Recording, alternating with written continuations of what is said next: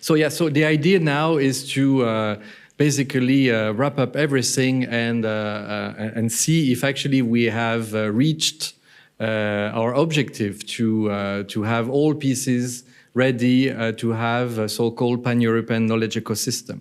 So we've decided to do that by making this last session where we have asked some of our key actors to come back to the scene and to provide now some reflections on when we have now, or when we are now taking stock of all these deliverables, activities, achievements, and so on. Actually, somehow it is the continuation of the discussion we just had before, how this will be integrated in the next phase and in the future. And hopefully, at the end, we will be in capacity to launch the Pan-European Knowledge Ecosystem. So the idea was to, the way we have asked the speakers to prepare was to show concrete examples on how what you have seen before will continue to exist in the future. And for that, as you will see, we will have 1, 2, 3, 4 speakers and then the official launch. So it's my pleasure to call on the stage the Vice Rector for Research of the University of Coimbra, João Ramalho Santos. And you will make a particular focus on the virtual institutes. More or less. More or less. So this is the little thing you have to use to see, to, yeah, exactly. Yeah. Okay, this is for timing, because I talk a lot. So this is my first time here since the last time I was here. That's a famous quote by a former Portuguese president. But like Sole, I did not know much about this when the first time I was here. Now I know a little bit more, which is good. It means it's useful, right? So timing, forgot. Okay, so most of the slides here you will know. Georges prepared many of them. I just put in my personal reflections of what I think are key issues here, okay? Maybe not the obvious ones. So there we go. With the virtual institutes, we already launched them. You saw that. So we are involved in the EC2 with the different people from the university. None of them is here. It's a shame because I wish I will try to motivate them to come more to these things. I'm sure you invited them. Yes, I know. Zen. Okay, good for them. But I didn't see them when I saw all the participants. Anyway, if they are, they will forgive me. This is me. So anyway, so what we've been trying to do and what we've been trying to do is motivate people to participate in these things and do what we did a while ago was to find different calls that we can all apply to make this more sustainable. So these are the ones we have. These are the ones we are participating in. We found good people to be involved in them, and we had to do something to. So it's the carrot approach. Here it can't be the stick approach. I mean, that would never work, right? So we have to use the carrot approach. So this is what my thoughts on this are. You have to have good matches. This seems obvious. But sometimes you find the people that want to participate, not the right people to participate. And you have to do you have to do some effort to go after these people, which I plan to do in the near future, because these people were already here when I came, and there's not much I can do now. And there's still not much I can do. We'll talk about that. So this has to be some sort of personal involvement, and they have to have stakes in the thing. What we did in Coimbra was that was my first job as vice rector about a year ago, was to, we found a way of the government to give scholarships to the people of Coimbra that were participating in this network. And so that's a carrot. It's not the best carrot. I would have preferred a different kind of carrot, but it is a carrot. And they came and were involved as much as they were based on that as well. So you have to trust people. That's key, and I'll come back to that in a little while. And you have to reinforce joint ventures. Those can be courses. So the virtual institutes have to involve all this. There has to be teaching, courses. If you do courses without doing research, you're not doing it right, in my opinion. Okay, I'm vice rector for research, so therefore I have to say these things, right? Don't But anyway, so and if we're going to move into research and innovation in a later stage, this has to be a focus as well. Mobility degrees, joint degrees are a nightmare. There you have to use really good carrots, otherwise people will run away from these things like they're the plague. Especially my vice director for teaching, she really hates them. Projects which you're all trying to apply to. Yolanda gave a great example of stuff, sharing of resources. Daniela was talking about platforms, labs, whatever you have. These are the things we really need to do. These are obvious. These are obvious things to say. They're not obvious things to do, right? We know that. Anyway, thus leading to the word all European evaluators ask when they come review our project, which is sustainability, which for basic science is not a good word. I'm a basic scientist, okay? But I have to convert myself to, other sorts of financing to get to this. That's what we want, is that the virtual institutes, that's one of my last slides, the virtual institutes stop being virtual at some point. I think that should be the main goal of launching this peak thing. So, the good health and well-being, we're participating in that. There are joint master's programs. There's PhD projects that are involving several of the people. Most of the people that we have in good health and well-being are geographers from the geography department. So, there's a tailoring for that. I would like to bring other people from more the medical side, more the engineering side, because there's a lot of stuff to be said on that side as well. But again, there's a joint master's program. There's all sorts of other things that people are looking into in the quality education as well. I made an effort of bringing a person that was here in the virtual institutes involved in languages, and I took it to the Coimbra group, which is the other ally, the big one, right? To make sure that these people are talking to each other, and now they're organizing courses together, which I think is another way of not reinventing the wheel and not doubling efforts. I mean, doing something one place and then doing it another, why? Just do it once and yay, hopefully. Then we have the sustainable cities. That already has a master's. It's really ongoing. There are some issues here, but as far as I am as vice director of research, it's going pretty well. In terms of coordinating with other things, I don't know, because I'm today talking with Ludovic, with Christine, with Ricardo over there. I learned many things that I didn't know. So, George had told me a few things, Rita told me a few things, but not everything. And this leading to the living labs, which I think would be very interesting, bringing the citizens into this. I think this is a key aspect of this network that I really, really believe in going forward. Anyway, so time. Okay, so these are the ones. In the new ones, I have a reflection on this. This is the next one, the peace, justice, and strong institutions. I told Ludovic this a little while ago, and this is this. So, in these things, in these projects, who is in charge of what? Who has remit over what? That is, that is really annoying. So this can be really annoying. So in this case, we're going from international relations, which is the AR, to research and innovation. So one thing is João Nuno Calvão da Silva is my colleague from international relations. One thing is me.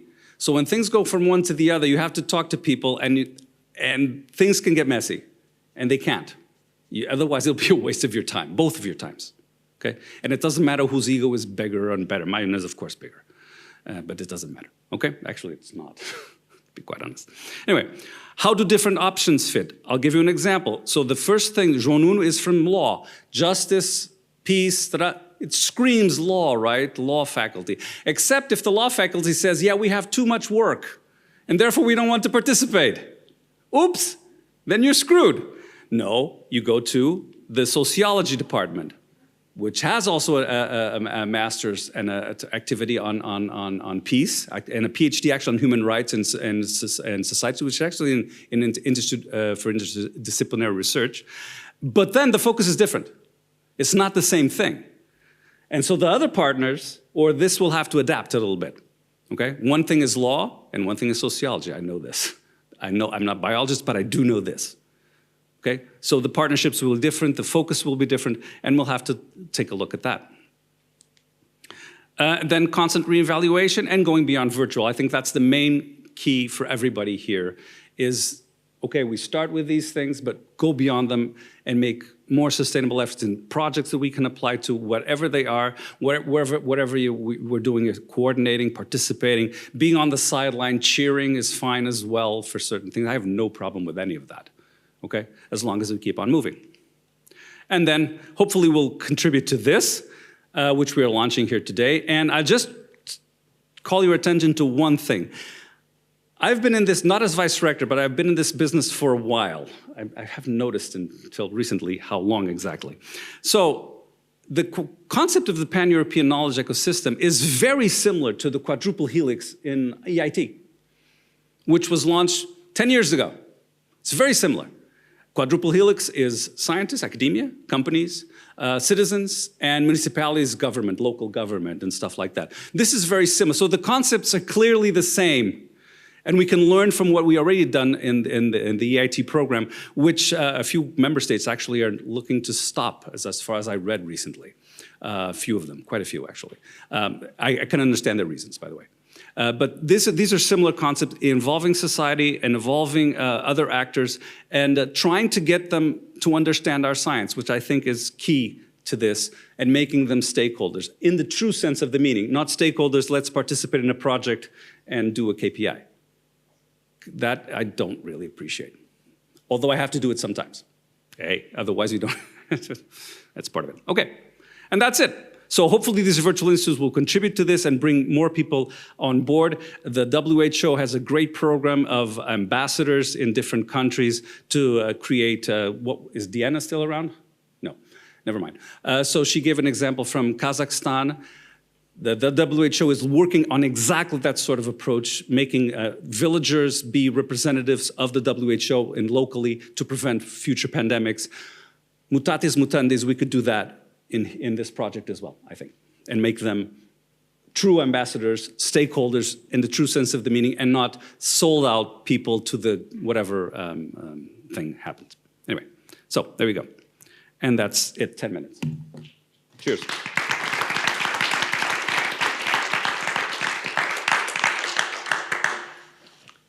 Thank you very much, Joao. Obviously, you're bigger than me.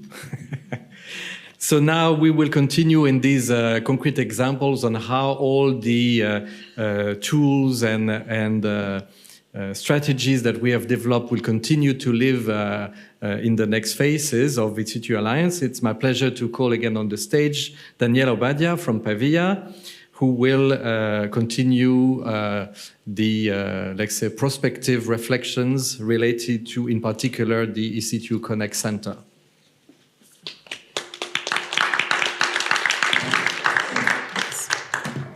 Thank you. I have my laptop now, so I'm not blind anymore. That's fantastic. So, what we already mentioned a little bit, what will be the legacy of this project for the next EC2U. But I just want to tackle a little bit the issues that we will face in developing a research space, a research infrastructure to foster the collaboration among the researchers. This is something that already exists, and I had the opportunity to mention it in previous meetings, in the commercial world. There are a lot of platforms to support the development of common research projects among different groups that are not located in the same place.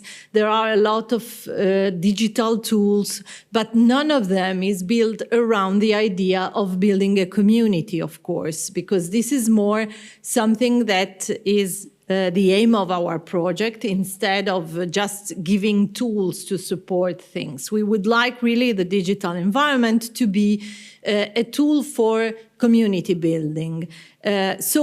What we will, the problem we will have to face and the legacy we have from RI4C2 is exactly this infrastructure that will be developed with a bottom-up approach. We would like to have the researchers from our communities on board in designing the next phase of this infrastructure. Although we have, of course, a general idea of what can be part of such an infrastructure. The first area that we will develop will be what we call the research workspace. So an area on our digital platforms where we can gather researchers according to their topic of interest and create working spaces to share documents, to prepare common calls on our platforms. We want those infrastructures to match as much as possible with the virtual institutes topic, because the idea is that we want those workspace not to be too general, because when you try to tackle everything, you don't get any results. So we will have 8, 9 big topics, big areas of interest, and let's gather the researchers that are interested in these areas. And we want to foster as much as possible the matchmaking. So every time there is an opportunity for a common application to have at least, it doesn't mean that all the partners should be part of every application, but at least we will have a core, a strong starting group for application. And we know how hard it is to apply to new grants when you don't have a leader that drives the development of the project. So being the core of an application is a starting point. And this will be our research workspace. We have already in mind some possible tools. Some of them are also commercial tools that we can add to our workspace, but we will ask the researchers with some, let's say, discovery activity, what kind of tools they would like to have. And then I already mentioned the Knowledge Hub, which is our database repository. We want to keep on developing the open access repository that has been started with RI4C2, because we think that our researchers, as we already mentioned today, really need some good ideas to develop the open access strategies of their applications. And this is really I'm a science journalist and science communicator. I know how, this is some of the frailties that our researchers often show when they apply for project is exactly in this area. So there is a need to support. We want to broaden our databases, not only the one that we already developed in RI4C2, like the researchers' facilities, but also the course catalog that is part of the EC2U. The EC2U environment. Right now, in the course catalog, we have only undergraduate courses. We would like to open this database also to courses that are offered to doctoral students to follow the development of their career. All our universities have courses for doctoral students. And if we can, because those courses are less, I would say, do not need to be certified in the same way as the other one, we think that this is an opportunity for shared courses. I give a course in ethics of research in English online, so I don't see why doctoral students from other universities cannot join my course, and my students can join your courses. And but we don't have a common catalog, so this could be a good idea. And another thing that we want to develop and is written in our new project is to extend the database of RI4C2 that includes stakeholders to include also job and training opportunities, because we want to develop the career of our graduates. And then we have the third pillar that I already mentioned. It's the only, I would say, research part of our work package that is really technical. It's more a service work package. We would like to try and apply an AI layer to our documental database to see if we can do some meta studies on policing. So which kind of policy are we developing, and how can we use our database of documents to foster common policing? And I think this will be interesting not only for the policing supporting the researcher's career, but it's, let's say, a proof of concept that this kind of common documental database can help our common governance activity in the future. So what are the key features that we propose for this digital environment? Of course, we were planning to have users profile for the researchers, and also to give finally a good visibility to the virtual institutes, because we want to, let's say, strengthen the sense of belonging to a research institute, which is virtual right now, but maybe in the future it won't. And in any case, it's something that exists and you are part of. As you are, proud of all your affiliations, why wouldn't you be proud of being part of the virtual institute if we give you enough visibility?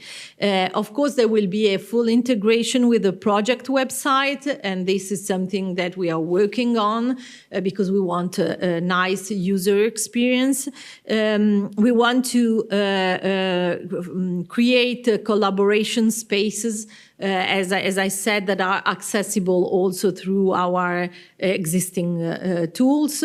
And also, we already have tools for communication and document sharing, but we want to integrate all of them. Our idea in the future, we don't know if we will be able to do it, because this requires also some kind of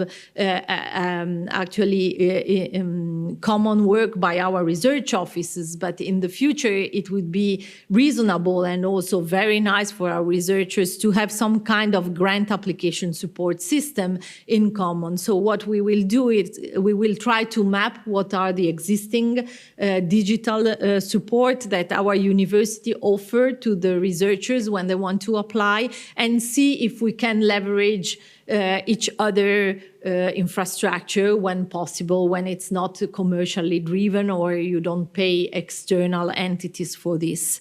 We will have a database with all the opportunities for mobility, and this is something that has been required by the first phase of the project, and for the training opportunities online and in person. I already mentioned the job opportunities, and also we would like to have to leverage the Zenodo repository for data sharing for researchers. This is the idea and the aim of open access, is not only to have articles that are not published by Elsevier, but also to have common data sharing.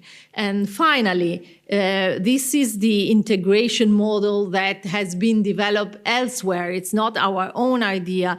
But the idea that this kind of digital infrastructure should be, as much as possible, integrated in the existing digital infrastructures of the universities, and should offer services. This is, if you go and have a look at the commercial offers for research governance, you will see that they all stress the possibility, the opportunity to find entry points for PI, and in our case, the PIs will be the directors of the Virtual Institute.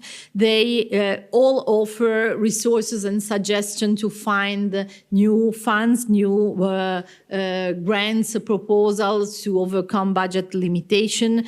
They all offer some kind of training for the researcher's career. So how you can develop collateral skills, from public speaking to management, because a researcher is not born with the idea of managing money, but we all end up in managing a lot of money, and we don't have the capacity to do it often. We learn by doing, and this could be a very important additional tool. And actually, what we want to do is to give a support to create a community. In our plan, the idea is to develop some kind of mini social media for our researchers, if we are able to, but at least some fora or some areas where they can exchange best practices, ideas, etc. And we think that especially the younger ones will be attracted by the digital environment. This is the world where the young people lives in. So this is the idea that we are, I mean, the legacy from RI4C2, but also from the first phase of EC2U, and what we described in our plan for the next phase. And thank you.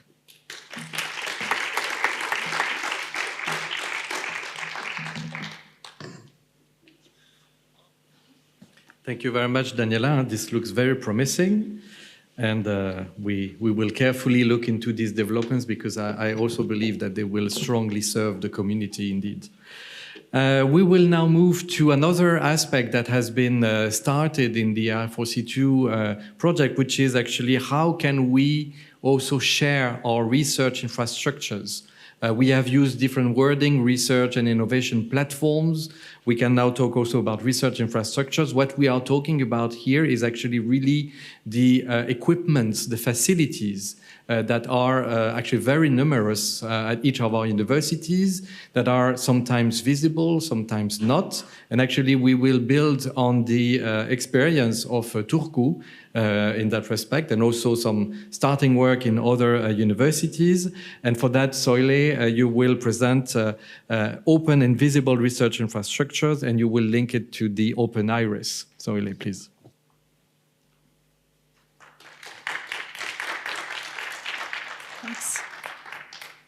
Thanks, and I'm here again and a bit wiser than in the morning because I've listened to your very excellent presentations on this project, so now I know more.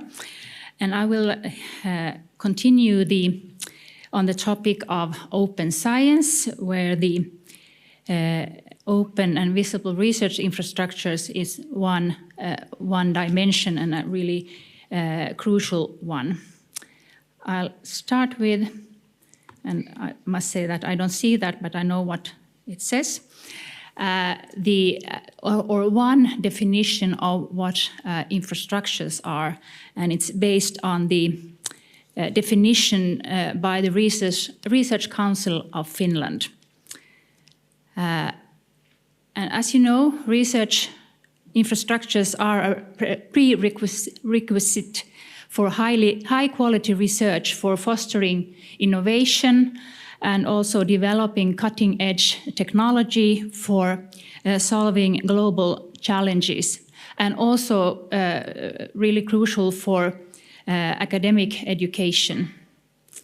And infrastructures, and we are talking about the large the equipment and the machines and so on, they are very expensive, they are laborious to build, they need personnel, know-how, they need to be updated. So we need to use them efficiently, of course, and we also need to find the infrastructures that we need, be that in our own organization, or if something is missing there, we need to find it elsewhere.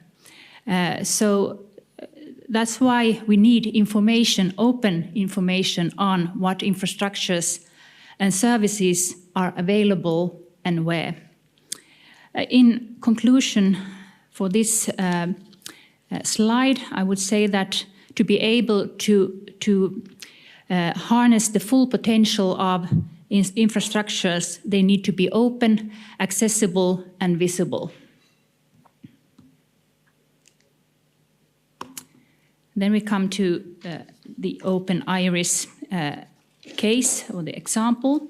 At the University of Turku, we use the Open Iris system, and it's an international non-profit platform for researchers to discover, share, and manage resources and services. It's co-developed by the Open Iris Association, of which Turku is a member, and the system is continually developed based on the needs of its members. If you go to into the Open Iris, because it's open to anyone, so you can just search for it and go in there. You can, for example, get information about providers, and you can search for University of Turku. And there you will find the most important or the main infrastructures of our university. And also the units which are managing them, so you know who to contact if you're interested. At Turku, especially the Faculty of Science and the Faculty of Technology have led the way by putting in their most important infrastructures in Open Iris. And for their research units, the visibility has increased, for example, towards businesses. And it has furthered also the business collaboration because of that. And there is a variety of different kinds of services in connection to the infrastructures. For example, if you don't want to or don't know how to use the equipment, you can buy analysis directly, which is then they are carried out by university professionals. Or then you, if you want to use the equipment but don't know how to, you can get training and guidance how to use it. And there is a booking calendar there which includes information on the fees for individual infrastructures and also the services. So it's quite easy and informative to use.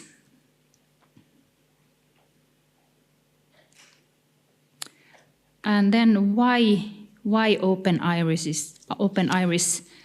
Why do we use it? We see that already that Open Iris, it really makes our research infrastructures more accessible and visible, and this means that at the end of the day we can make our research more impactful, more excellent.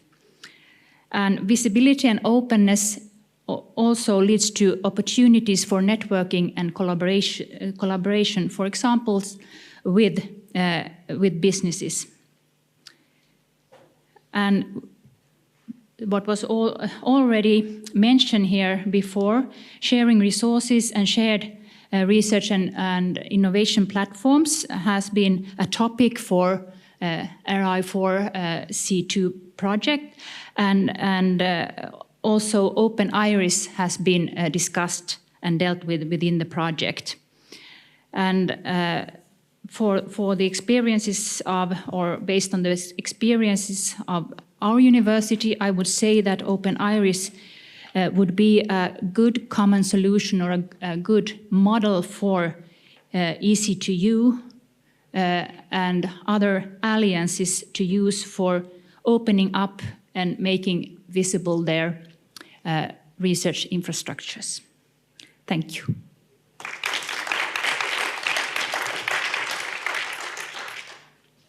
Thank you very much, Soile. Indeed, we presented, and Pauline in particular mentioned that we have done this mapping of all the research infrastructures and also an analysis of how they function locally and whether or not there is already a strategy to open them to external stakeholders and maybe think of a sort of privileged cooperation among the EC2U universities.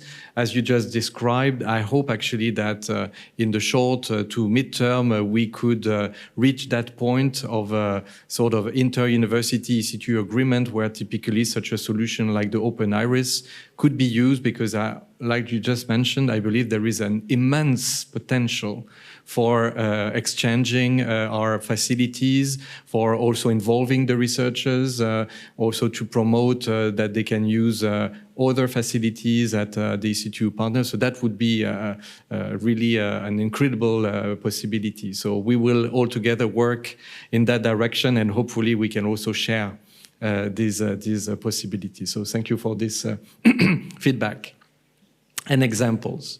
Now it's a real pleasure also to sort of continue to cover all the aspects of the Pan-European Knowledge Ecosystem in view of its launch. We have on several occasions mentioned that there was a great part of the activities related to the connection with the non-academic actors, in particular what we call the lighthouses of innovation. And some of their representatives were actually with us during this event. They met on their side yesterday, and they have somehow reviewed all the work they've performed together, and they have nominated 2 ambassadors who will now give us an overview of what they've been doing in this project. So I'm very pleased to welcome to the stage Matthias and Ricardo, who will expose their discussions and reflections. Please.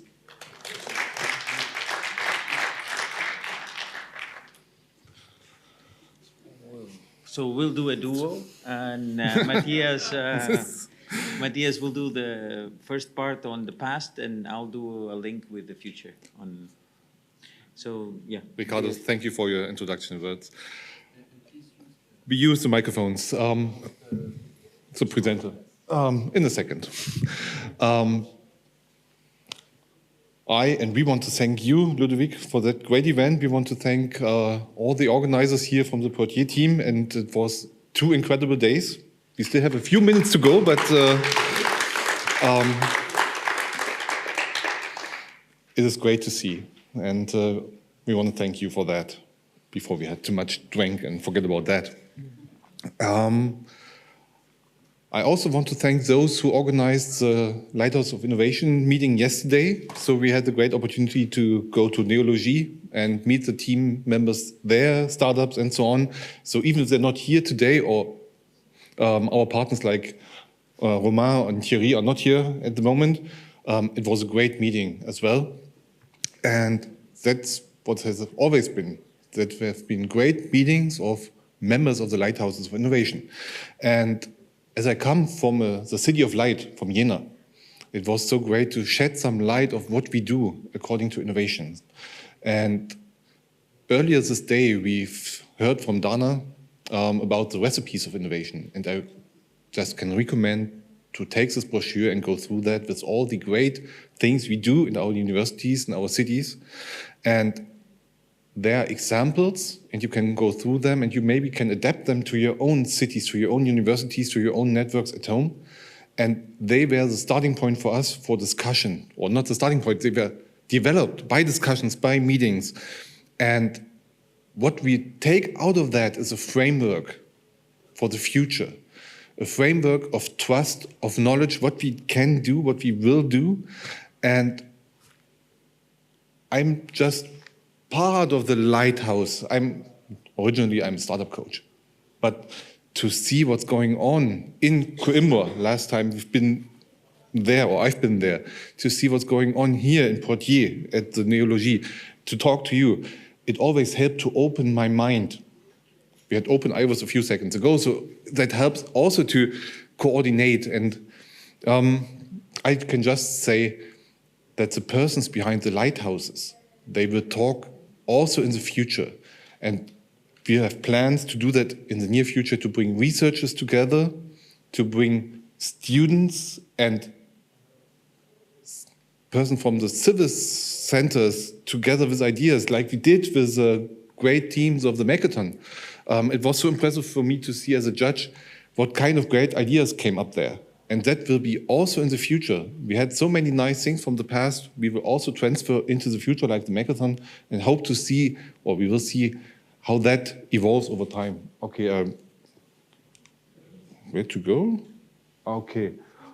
We have some pictures here from my past, and I can say we will do that all together in the future as well. We have pictures of the meeting from the business unit of the Coimbra University. It was impressive to see. We've seen meetings from the Hackathon. We have the brochure of the recipes of innovation, meeting of yesterday at Neologie. And that helps to see what are the problems, and they are similar all over our universities and cities, but we all have ideas to overcome that.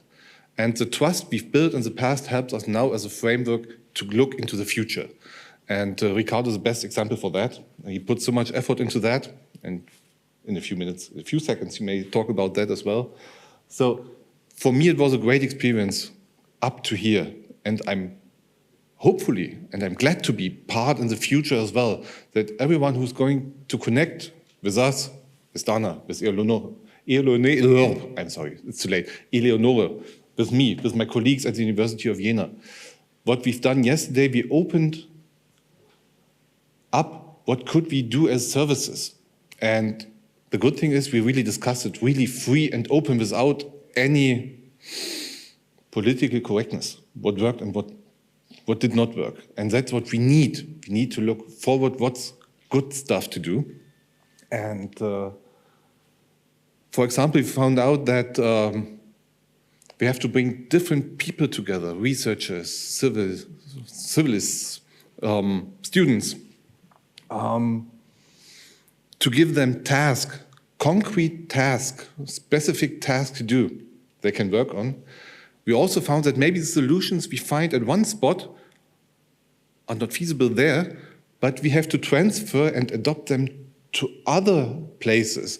There's a nice example of how to use rain to cool down heat islands. And it was developed at one spot and maybe could be used as another one, for example, in Salamanca. And that's what we are going to do also in the future. And what we need are the persons behind which use the 3 years or the last years to connect, to build trust, to build the framework. And that's what's going on in the future as well. And I want to hand over to Ricardo, who is responsible for that. Yeah, to basically then to connect what Matthias was saying is that although this work has been done, and the question from Jorge that left us now is what is the transition from the RI4C2, the lighthouses, the effort, that so lovely effort from Jena to organize all this, to engage with the stakeholders to get them on board. So how do we connect? And the way that the design of the consolidation phase is that in the Innovation Hub there is a track, let's say, a path of that, which is called I10 Network, or Experts in Entrepreneurship, Innovation and Transfer Expert Network, where there's a space for all of those lighthouses, all of those involvements that can collaborate and can find, already, so picking up on what has been done through LinkedIn or through a connection to build really a network of people, that are heading the lighthouses or are participating on the lighthouses, that can then move on and be drivers for change and be challenge-driven, let's say, that can be answering to that. So the past is there. What we wanted to say is that the bottom line is the past is there. We get to a launch of PECE, and obviously the PECE, it has a space under that innovation hub where people can talk and have address challenges. And one of the important points on that is the concrete things, right? And one of the things that we are gearing up to is to, as a financing stream that hasn't been talked a lot over this past, is the EIT HEY. One of the streams that hasn't been used so far is to use that to promote capacitation in innovation for our universities, and we'll use that network for whoever wants to be involved to see how we're going to do that. There is steps towards that. There's a lot of effort that's going to be involved because we need to assess and to go through a framework of assessment of all universities that needs to be ready. There's need to be the construction of IVAP, and so an innovation vision and action plan. But as a concrete, ambitious plan for the future is to transfer not all lighthouses, not all collaborations, but step by step to go forward on that direction. So that's what going on for Matthias from the past. This is what we want to aim for the future.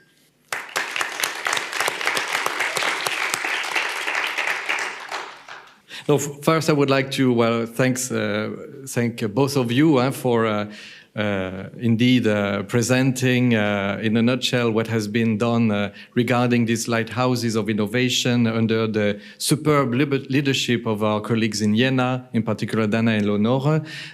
This was a really very important part of the project, as all the other work packages, but this one was also very important because we cannot consider universities as islands totally isolated from their ecosystem, and that's actually the very meaning of all what we are doing here.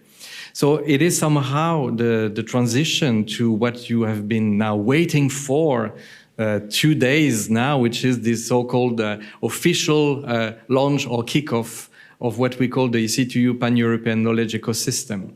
So just maybe to remind you that in the introduction or opening, we introduced actually this idea of the fourth generation university. Yeah? I will not go through that again because, well, you may probably remember that this is actually somehow equivalent to what we are pursuing here, which is really this idea of a university which is fully committed on the challenge-based approach to solve the societal challenges, but to do that not alone, to do that with all key actors, but not also just the usual suspects, also involving citizens, different profile of actors, and they in particular belong to the lighthouses of innovation among others. So actually what we're going to do now is to sort of quickly review what we have accumulated through the joint cooperation during the past 3 years that was strongly connected to the pilot phase of the EC2U Alliance, and which is, of course, strongly interrelated as well with what will continue in the new phase of the EC2U Alliance as well. So actually the RI4C2 was a sort of temporary parallel path that will join back again the mainstreaming of the EC2U Alliance. So for that, let's just go back a little bit on what do we have at the local knowledge ecosystem. So actually, what is a local knowledge ecosystem? Well, I believe that after what we have seen in the past 2 days, it's quite easy now to respond to this question. Well, first, we could consider, and of course we will consider, that at the very center we have a university. And in particular, in the case of the EC2U Alliance, we have long-standing, research-led, education-based, interdisciplinary, comprehensive university in capacity to address potentially all the challenges of our societies. What have we actually developed in the EC2U Alliance and in the RI4C2 project? Well, first, we have created the virtual institutes that will actually, indeed, we call them virtual institutes because they are not laboratories with walls built somewhere in one of the universities. But I like your point, Joao, that in saying that, of course, at some point, they are not virtual anymore. They are real virtual institutes and not just virtual institutes. And that's actually what we are really now, hopefully, entering as a new phase. So these virtual institutes, well, we started in the pilot phase with the first initial SDGs, good health and well-being, quality education, sustainable cities and communities. And then through the work of the RI4C2 project, and in particular by discussing with the Vice Rector for Research, all the work done in Salamanca on really mapping what are our priorities, all together, we decided to create 4 additional virtual institutes, one which will be also related to quality education, but on a different focus, one which will be the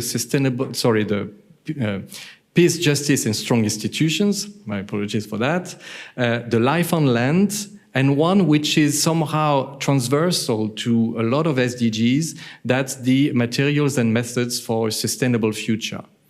So with this means that we are extending now the framework for cooperation of our researchers, involving, and I think this is very important to remember, that the virtual institutes are not just there for the researchers, but this is also in that context that the joint master program have been created, the first ones, and new ones will be created. So basically, the virtual institutes are intrinsically creating a synergy between education and research, and this in a challenge-based approach. And remember that in the definition of the fourth generation university, there is this idea of a challenge-based or a mission-oriented approach.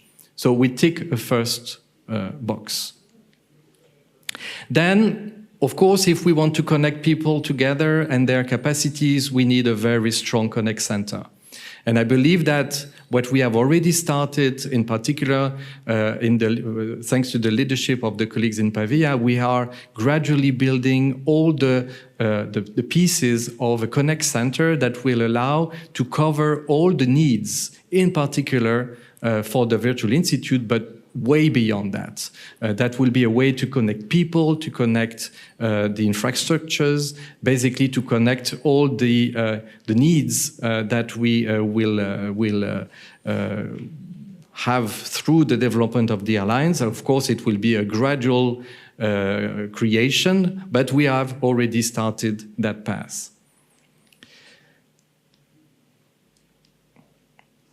We also cannot forget about the people, and in particular, the Alliance can be also a superb opportunity to collect all the good practices that each of our universities have been creating in the past and will continue to create to support, in particular, the career of the researchers, and in particular, the early career researchers. They need strong support.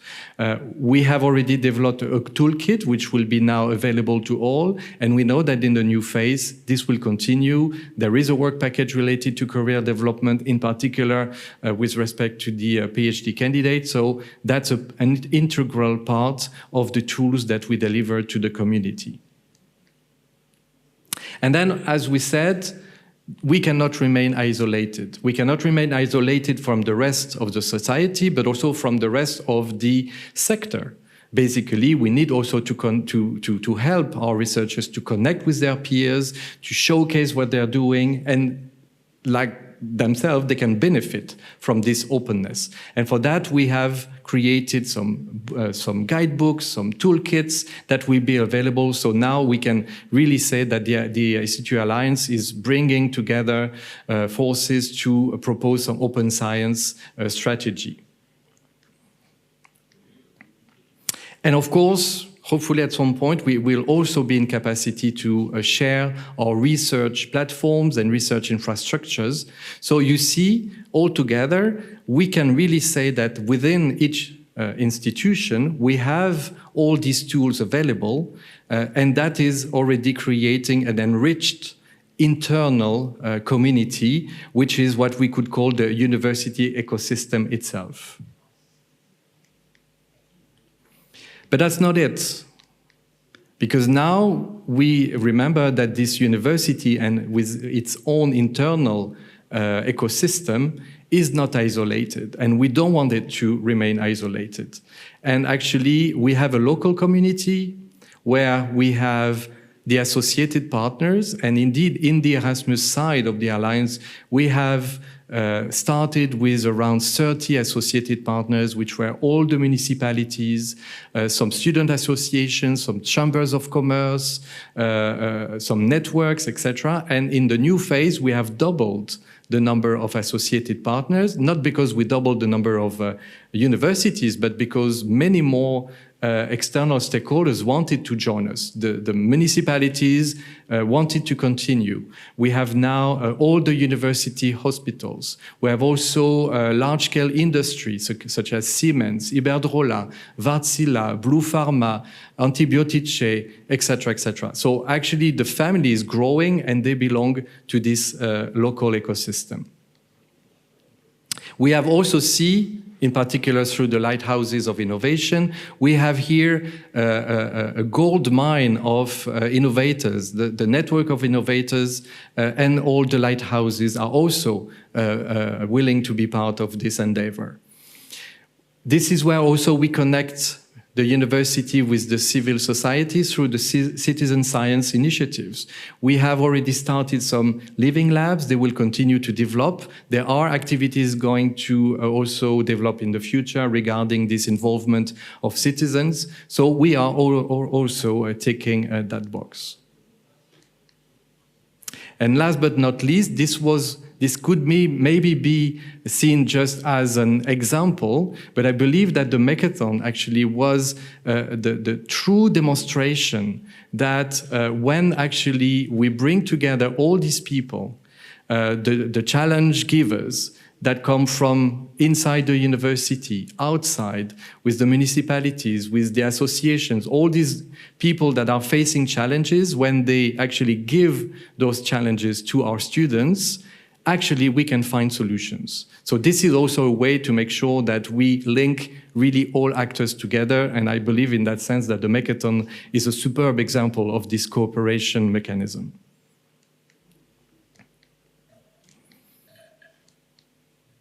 So this is what we have as a local knowledge ecosystem, okay? And this has been developed at each of our universities during the RI4C2 project. So now, we're actually, after the 3 years, we could say we have actually a local knowledge ecosystem in Jena. We have one as well in Iași. Oh, there is one as well in Salamanca. And so on and so on. And the RI4C2 project has been actually a great promoter of the links between all these 8 local knowledge ecosystems. So I believe that we can consider that we have now all the pieces of this Pan-European knowledge ecosystem, which will be in itself the whole legacy of the RI4C2 project. What will be the benefits? And here I have to turn to the screen because it's definitely too small. Well, we want to see the benefits first for the people. But for the people, for instance, this will promote the interdisciplinary research. And typically the virtual institutes are a great component of this benefit. We will also promote the careers thanks to the career toolkit. We will connect researchers, among other things, with the Connect Center. And we will help them to provide better support to society, which is, I believe, as a researcher, absolutely fulfilling in your life, that you know that what you're doing is actually serving a bigger purpose. That's for the benefits for people. What are the benefits for institutions? Well, for instance, we could have a very practical one, which is the network of shared research platforms, which is potentially excellent for our universities because this gives more impact into all the invested public funds that we have through these instruments that are not always used full-time. That's actually the best way to really make the best benefit out of that. We can also have now a joint research and innovation agenda. All the tools we've developed together and the good practices will enrich our capacity to have knowledge transfer. And this in turn means that this individual fulfillment of serving a bigger cause can also happen at the level of an institution. And we see more and more that our institutions are now strongly committed to serve society, for instance, by engaging into the SDGs. This is the case, for instance, in Poitiers, where now we have the EC2U SDGs that are embedded in our institutional strategy. So the individual benefits are meeting the institutional benefits. And this, I believe, is strongly the proof or the demonstration of this, again, Pan-European knowledge ecosystem. So with all this in mind, I'm actually happy to ask for your support so we can now officially launch the Pan-European knowledge ecosystem. So just like when we launch a rocket at NASA, I would like that together we will do the countdown so we can launch officially the PK, Pan-European knowledge ecosystem. So I kindly ask you to help me with the counting. So I invite you now, maybe if you want to stand, so we can do all the countdown. So let's start. And that's actually also good for the health to stand up a bit. And don't worry, I will not do like yesterday with the small dance and so on. So I just propose that we start with 5, 4, 3, 2, 1. Woo!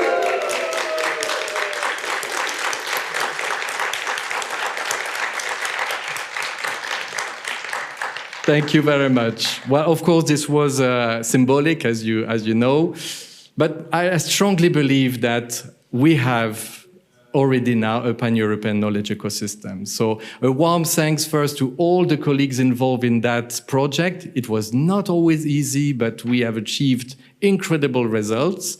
And of course, I would like, before we then move to the closing cocktail, I would like to thank all the people involved in the preparations. I would like first to thank Pauline, Elif, and Anaïs.